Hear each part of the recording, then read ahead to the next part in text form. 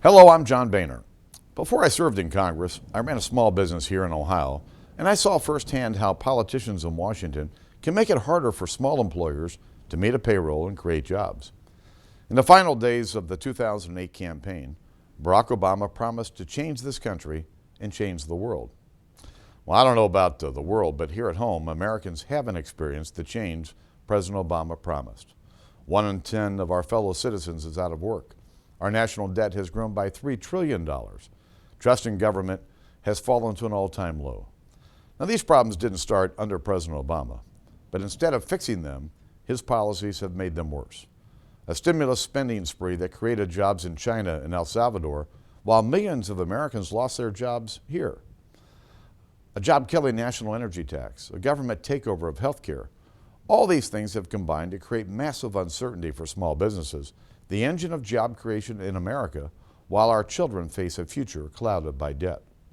Americans are demanding a new way forward in Washington, an approach that neither party has tried. It starts with cutting spending instead of increasing it, making government smaller and more accountable, and helping small businesses get back to creating jobs again. That's what Republicans were offering with our Pledge to America, a governing agenda built by listening to the people. A generation of fiscal recklessness in Washington has pushed us to the brink. Just to stay afloat, we're now borrowing 41 cents of every dollar we spend from our kids and grandkids. And this spending spree threatens our children's future. It's also hurting our economy. Americans know that it has to stop, and our Pledge to America puts forth a plan to do just that. We're ready to cut spending to pre-stimulus, pre-bailout levels, saving taxpayers $100 billion almost immediately. And we're ready to put in place strict budget caps that limit spending from here on out to ensure that Washington no longer is on this spending binge. We need to stop the coming tax hike. We can't balance the budget without cutting spending and achieving real economic growth. And we won't have real economic growth if we raise taxes on small businesses and families. There's a third thing we need to do to help our economy, and that's change Congress itself. The American people are in charge of this country, and they deserve a Congress that acts like it.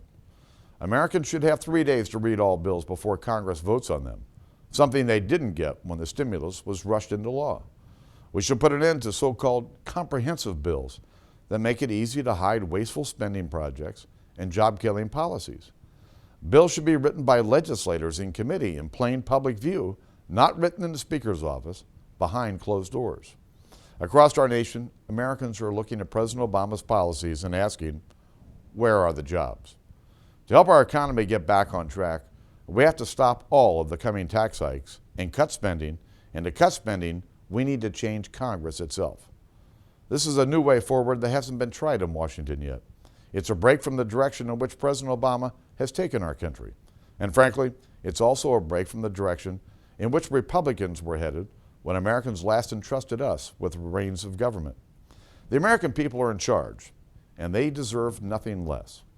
Together we can do these things, and in doing so, we can begin the drive for a smaller, less costly, and more accountable government that honors our Constitution and respects the will of the American people.